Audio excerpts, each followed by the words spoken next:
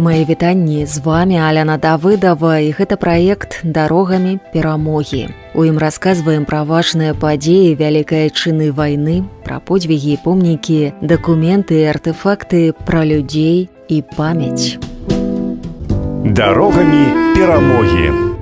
Мы находимся в экспозиции, которая называется «Памяти патриотов Витебщины». Сама экспозиция подвальная, находится в здании постройки 1803 года. Тут у гады вайны размяшчалася аператыўная каманда службы бяспекі СД-9. Менавіта адсюль вялі на расстрэл вядомую падпольшчыцу Веру Харужую. У Віцебску яна апынулася восенню 1942-го, актыўна ўключылася ў падпольную барацьбу, расказвае навуковы супрацоўнік Витебскага областного краезнаўчага музея Варвара Стельмашук. Ей задачи поставили как раз подпольщиков собрать всех вместе. Она наладила связь с группами, которые здесь действовали. Поселилась в доме у женщины, назвали Мария Воробьева. Вере Захаровне она, вела очень активную деятельность. Например, с Матрёной Оскер сотрудничала. Женщина жила у аэродрома. Она была не примечательна, скажем так, не представляла интерес для врага, потому что была инвалидом, у нее был протез ноги. И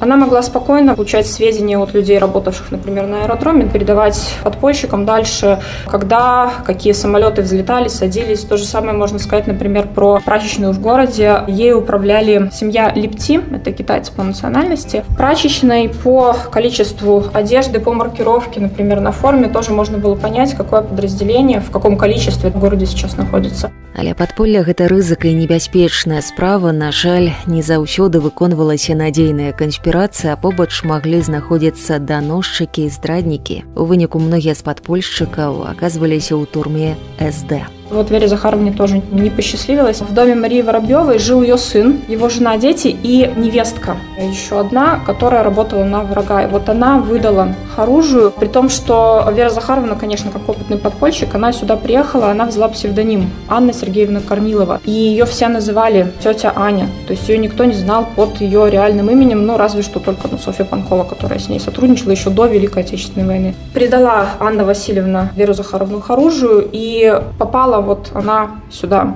в тюрьму СД в ноябре 1942 года. Была тут 22 дні, Веру Харужую водили каждый день на допыт, катовали. Камеру могу вам показать, в которой она находилась. Можно сейчас туда пройти. Здесь фотография Веры Захаровны, а справа фотография Анны Киташовой, девушка, которая в молодом возрасте еще стала подпольщицей в годы войны. Она и была свидетелем того, что здесь последние дни свои провели Харужия и Панкова.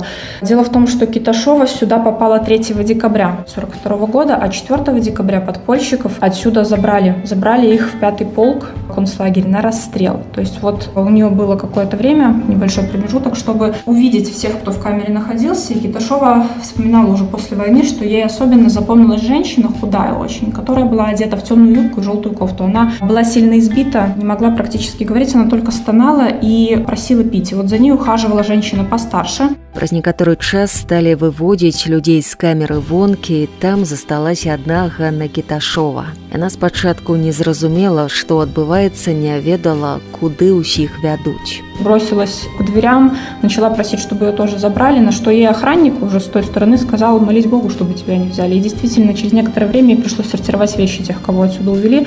То есть она поняла, что с ними стало.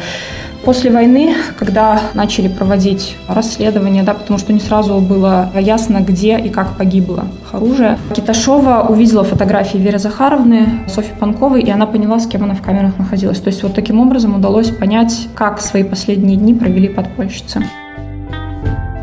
Пасля вызвалення Віцебска ў чэрвені 44-го на сценах камер знайшлі надпісы, пасмяротныя пасланні тых, хто тут загінуў. Адзін з надпісаў «Харуш».